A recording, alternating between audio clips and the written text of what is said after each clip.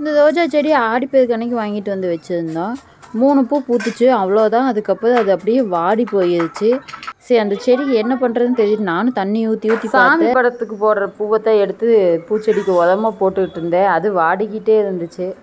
முட்டை ஓட்டுருக்கு, அதைத்தான் வெயிலில் காய வச்சு நல்லா பொடி பண்ணி எடுத்து போட்டேன்.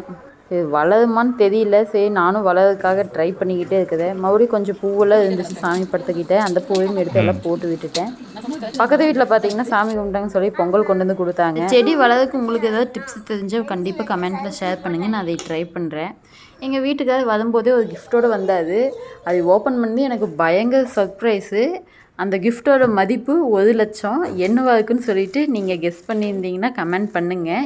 அடுத்த வீடியோவில் என்ன கிஃப்ட்டுன்னு சொல்கிறேன். பாப்பாவுக்கு பார்த்தீங்கன்னா ஸ்கூல் ப்ராஜெக்ட் வந்து பிக்கு வரைஞ்சி கலர் பண்ண சொன்னாங்க, பன்னிக்குட்டி.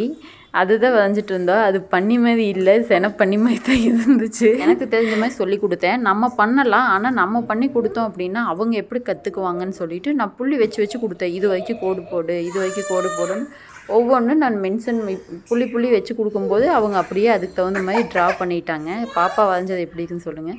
இது கிட்டத்தட்ட 1.5 மணி நேரம் பண்ணிட்டு உட்காந்துட்டு இருந்தோம். இந்த சின்ன வாண்டு பயங்கர சேட்டை பண்ணவே விடலை.